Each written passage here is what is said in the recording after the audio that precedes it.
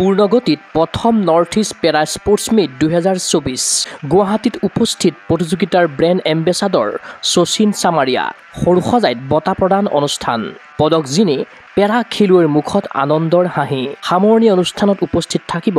অসমৰ মুখ্যমন্ত্ৰী ডক্টৰ হিমন্ত বিশ্ব শৰ্মা বুধবাৰৰ পৰা তিনিদিনীয়াকৈ গুৱাহাটীৰ তিনিটা ভেন্যুত অব্যাহত আছে প্ৰথম সংস্কৰণৰ নৰ্থ ইষ্ট পেৰা স্পৰ্টছ মিট 2024 অসম পেৰালিম্পিক সন্থাৰ সহযোগ তথা উদয়াচলৰ উদ্যোগত অনুষ্ঠিত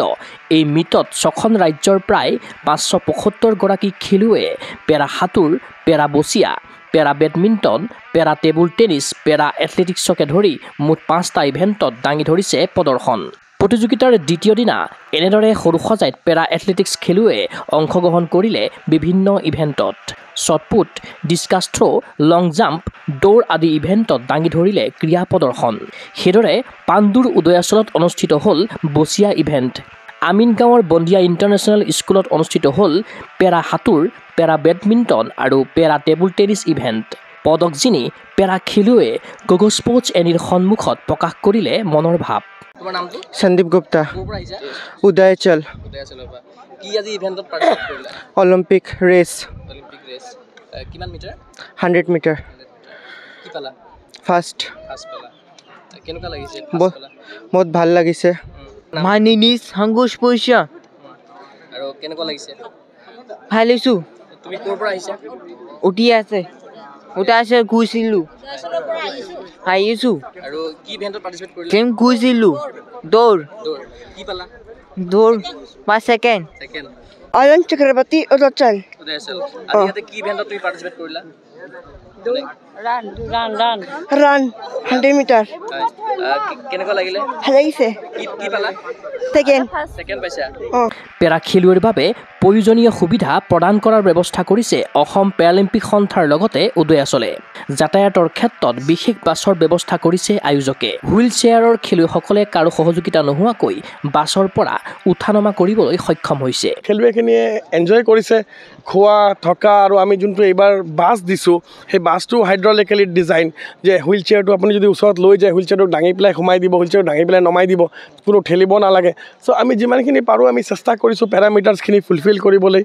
খেলৰ আন্তঃগাঁথনি প্ৰত্যক্ষ কৰি আনন্দিত প্ৰথম নৰ্থ ইষ্ট পেৰা স্পৰ্টছ মিটৰ ব্ৰেণ্ড এম্বেছাডৰ শচীন চামাৰিয়া बहुत अच्छा लग रहा है इंफ्रास्ट्रक्चर अच्छा बना हुआ है बहुत ही अच्छे से ऑर्गेनाइज किया हुआ है हर चीज़ का ध्यान रखा हुआ है जो एक पैरा एथलीट को ज़रूरत होती है कि ग्राउंड एक्सेसिबल हो चीज़ें एक्सेसिबल हो वो यहाँ काफ़ी अच्छे से दिख रहा है so I think it's a very well organized and काफ़ी अच्छे से ऑर्गेनाइज किया हुआ উল্লেখ্য যে শুক্ৰবাৰে পুৱাৰ পৰা সাঁতোৰ বেডমিণ্টন বচিয়া টেবুল টেনিছ আদি বিভিন্ন ইভেণ্টৰ পদকজয়ীক প্ৰদান কৰা হৈছে মেডেল সন্ধিয়া 6 বজাত অনুষ্ঠিত হ'ব প্ৰথম পেৰা স্পৰ্টছ মিট 2024ৰ সামৰণি অনুষ্ঠান সামৰণি অনুষ্ঠানত উপস্থিত থাকিব অসমৰ মুখ্যমন্ত্ৰী ডক্টৰ হিমন্ত বিশ্ব শৰ্মাৰ লগতে ক্ৰীড়ামন্ত্ৰী নন্দিতা গাৰ্লুচা এই কথা জনালে অসম পেৰালিম্পিক সন্থাৰ সম্পাদক ৰাজীৱ দে এতিয়া আপোনাৰ সুইমিঙত 16খন বেডমিণ্টনৰ 6টা কেটেগৰী বচিয়াৰ 5টা কেটেগৰী টেবুল টেনিছৰ 2টা কেটেগৰীত মেডেল আমি বিতৰণ কৰিবলৈ সক্ষম হৈছোঁ আৰু এতিয়া অলপ সময়তে আমাৰ ওচৰত এথলেটিক্সৰ ৰিজাল্টটো আহি পাবহি আমি এথলেটিক্সৰ মেডেলখিনি এতিয়া দি দিম আৰু আমাৰ গোটেই খেলুৱৈখিনি গধূলি ক্লজিং চেৰেমনিৰ কাৰণে সাজু হ'ব লাগিব টোটেল এৱাৰ্ড এতিয়া আপুনি যদি সুধিব যায় এৰাউণ্ড 300 মেডেল গধূলি আমাৰ মাননীয় মুখ্যমন্ত্ৰী আমাৰ চিফ গেষ্ট আৰু আমাৰ ক্ৰীড়া মন্ত্ৰী শ্ৰীমতী নন্দিতা গাৰ্লুচা বাইদেউ অহা কথা আছে লগতে আমাৰ অৰ্গেনাইজিং প্ৰেচিডেণ্ট আৰু উদয়াচলৰ MD প্লাছ যোনে উদ্যোগ লৈছে গোটেইখিনি উদয়াচলৰ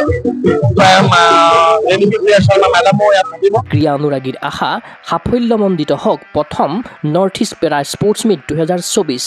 সৰ্বাধিক পদক দখলেৰে অসমে আজৰি আনক শ্ৰেষ্ঠ দলৰ সন্মান চিন্ময় বৰাৰ প্ৰতিবেদন গগো স্পৰ্টছ এনি গুৱাহাটীৰ মাজমজিয়াত নৰ্থ ইষ্টৰ প্ৰথমখন এক্সক্লুচিভ মাৰ্চেল আৰ্টছ সামগ্ৰীৰ শ্ব'ৰুম তথা বিপণী Tirupati sports karate wushu taekwondo boxing jujitsu pencak silat judo আদি 7টাকৈ সমৰ কলা ইভেণ্টৰ ইউনিফৰ্ম আৰু প্ৰশিক্ষণৰ সামগ্ৰী ইয়াত উপলব্ধ tracksuit jersey martial arts medal memento trophy ক্ৰয় কৰিব পাৰিব পাইকাৰী মূল্যত ফুটবল ভলীবল বাস্কেটবল ক্ৰিকেট আদি ইভেণ্টৰ সামগ্ৰীৰ ছাপ্লাইৰ বাবে অৰ্ডাৰ ওলোৱা হয় কাৰাটে টাইকোৱাণ্ডোৰ নেশ্যনেল ফেডাৰেশ্যনৰ দ্বাৰা এপ্ৰুভড ব্ৰেণ্ড আৰু আপ টু ডেট সামগ্ৰীৰ বাবে একমাত্ৰ বিশ্বাসযোগ্য আৰু নিৰ্ভৰযোগ্য প্ৰতিষ্ঠান